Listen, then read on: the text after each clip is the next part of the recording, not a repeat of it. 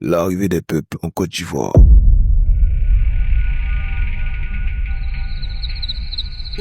Bien avant que le nom Côte d'Ivoire ne soit prononcé, ces terres étaient déjà vivantes. Des forêts denses de l'ouest, aux savanes du nord, des lagunes du sud, aux plaines du centre, des peuples venus de tout horizon allaient y poser leurs pas, leur langue, leurs dieux, leurs rêves. C'est ici que commence l'histoire d'une mosaïque humaine unique, celle d'un peuple ivoirien. Les premiers arrivants, les peuples Krou avant le 15e siècle. Les Krou furent parmi les plus anciens habitants de cette terre. Venus des zones montagneuses du Libéria, ils s'installent dans les forêts de l'ouest, les Wè, Bété, Dida, Guéré, Kromène, peuple de la forêt et de la chasse. Ils vivaient en harmonie avec la nature. Leur société reposait sur la parole, le courage et la solidarité du clan. Leur danse, leur masque, leur chant faisaient vibrer la forêt comme un cœur battant. Les peuples voltaïques, 13e siècle au 14e siècle. À la même époque, venus du plateau Mossi, actuel Burkina Faso, arrivent les peuples voltaïques, Senufo, Lobi, Boulongo, Dagomba. Ils s'installent dans le nord et le nord-est du pays, formant des sociétés d'agriculteurs, d'artisans et de guerriers. Chez les Senufo, le Poro, école initiatique, enseigne le courage, la sagesse et la connaissance du monde invisible. Leur héritage spirituel reste aujourd'hui l'un des plus profonds de la Côte d'Ivoire. Les peuples mandés, 14e au 15e siècle, descendants des grands empires du Mali et du Songhai, les Mandés migrent vers le sud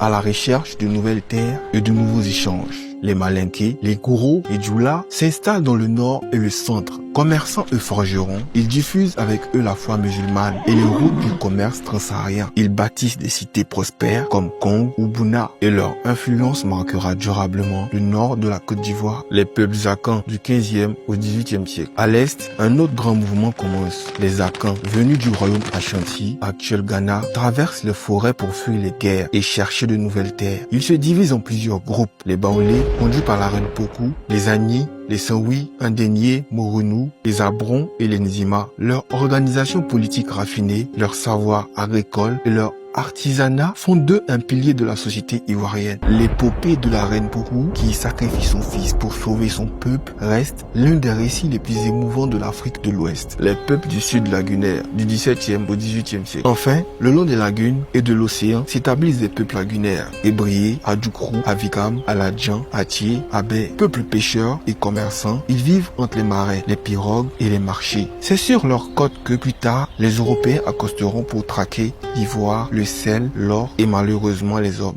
Ainsi, au fil du siècle, des peuples venus du nord, de l'est, de l'ouest et du sud se sont rencontrés, affrontés parfois, mais aussi alliés. C'est de cette diversité qu'est née une âme ivoirienne, un peuple multiple, fier et uni par la même terre.